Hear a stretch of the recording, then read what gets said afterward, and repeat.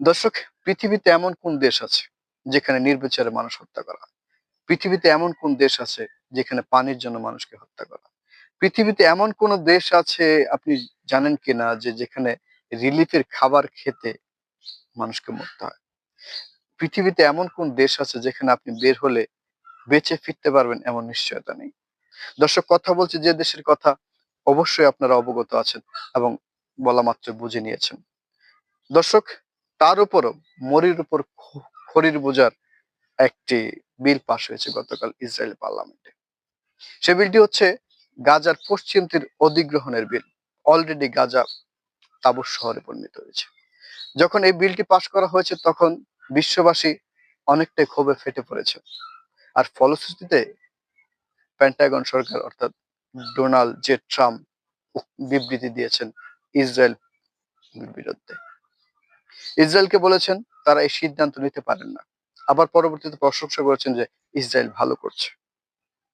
যখন বিশ্ববাসী তাদের দিকে মুখ ফিরিয়ে নিচ্ছে, ইউরোপীয় ইউনিয়ন থেকে শুরু করে ফ্রান্স কিংবা কানাডা যখন তাদের সরকারের বিরুদ্ধে কথা বলছে, তাদের প্রশাসনের বিরুদ্ধে কথা বলছে, ঠিক তখনই যুক্তরাষ্ট্র সরকার ইসরায়েলের বিরুদ্ধে কথা বলছে।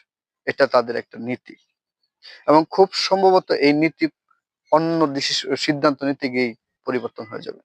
দর্শক, ফিরে আসছি সেই কথায়, ইসরায়েল প্রশাসনকে চাপ দিয়েছে পেন্টাগনরা।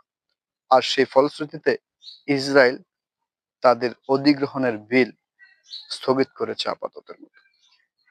কিন্তু একদিকে স্থগিত, অন্যদিকে গুলি বর্ষণ হবে এই গাজার তীরে। এই গাজার তীরে কত মানুষ মরবে, কত লাশ পড়বে। এই রাজার রাজনীতিতে দুই রাষ্ট্রকে সবচেয়ে বড় দায়ী বলে মনে করা হয়। এই দুই রাষ্ট্র হচ্ছে সৌদি আর হচ্ছে ইরান। কারণ মধ্যপ্রাচ্যে এই দুইটা রাষ্ট্রই চায় কর্তৃত্ব করতে। অলরেডি আপনারা জানেন যে সৌদি ইয়েমেনে টাকা খরচ করে আমেরিকান সৈন্য পালে, কিংবা এই মধ্যপ্রাচ্যে অনেক শান্তি রক্ষী বাহিনী এবং ইউএন যে বাহিনী ওনারা পালেন। ধন্যবাদ।